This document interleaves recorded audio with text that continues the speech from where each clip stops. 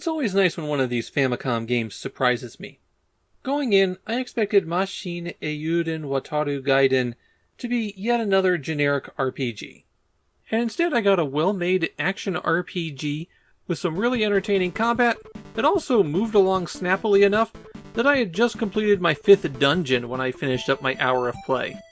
Mashin Eiyuden Wataru was a cartoon series about a boy who gets transported to a fantasy kingdom where he fights evil using a giant robot.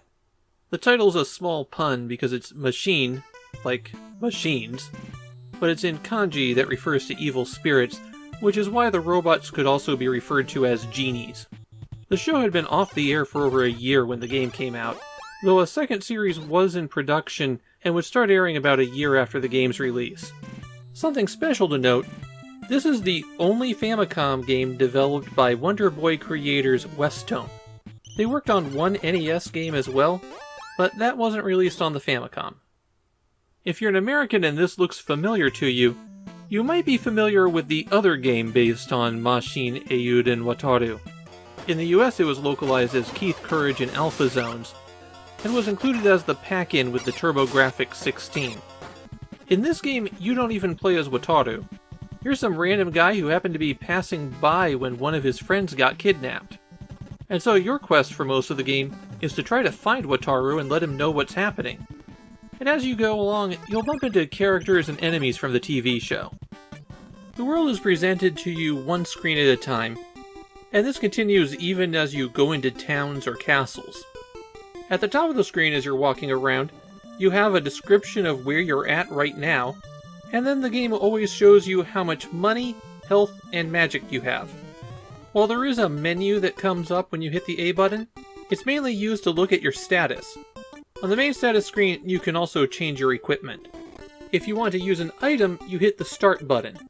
You have limited inventory slots, so it's really a use it or lose it situation. And a surprising number of the items that you find are permanent power-ups, like things that expand your carrying capacity, or bump your stats slightly. Hitting select will let you use your magic. You get spells at certain key points in the game, and you have to use them as items to learn them. The magic is generally pretty handy too. As you're running around, you'll have random encounters, and these are little side view action sequences. The A button jumps and the B button swings your sword, and when you defeat all of the enemies, they drop a treasure chest that you collect. The fun in these combats is that there's a pretty good variety of enemies that you'll face, each with distinctive patterns. Naturally, they'll start you off with just some guys who go running at you, but then you have to deal with flying enemies, and then enemies that shoot projectiles at you, and then enemies that lob projectiles at you to punish jumping, and it just keeps on expanding. In combat, magic and item usage works the same way. I got 3 spells while I was playing. One is a fireball that always strikes enemies, and that was very useful for carrying me through some tough fights. There's also a spell that will let you teleport and escape from combat, and a very expensive spell that increases your strength. While walking around it's a lot cheaper, and you use it to move obstacles. My adventure started off with seeing someone get kidnapped, and then I had to explore and learn a magic spell in order to get out of the starting area. Then I found that the town had been invaded by a boss, and they required a pass for me to get in. But before they'd give me a pass, a nearby village wanted me to deal with another marauding enemy. So down through another dungeon, fight my first proper boss, met with the king who offered me the princess if I could stop the next boss. Fought that one and took the king up on his offer, but first I had to go through another dungeon to get to an icy kingdom, then climb a giant tower and met with one of the major characters from the show. And that was how far I got. It seems I was about a quarter of the way through the game, so this isn't an especially long adventure, but it definitely seems to have enough content to keep you going. A few more things to note. If you're knocked out, you go back to the last inn that you slept at. You lose half your gold, but don't hit reset if that happens, because this game has a mean trick if you do that. When you save at the inn, you're asked if you want to quit playing.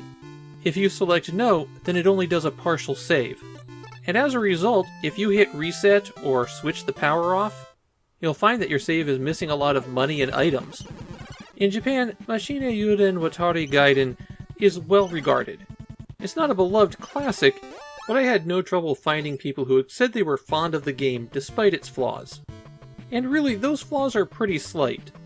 The mean save system, the way that the game's probably a little too easy, with the exception of a couple of bosses where you have to use specific tricks to beat them because fighting them outright is too hard. I had a good time with this one, and I'm probably going to go back to it at some point.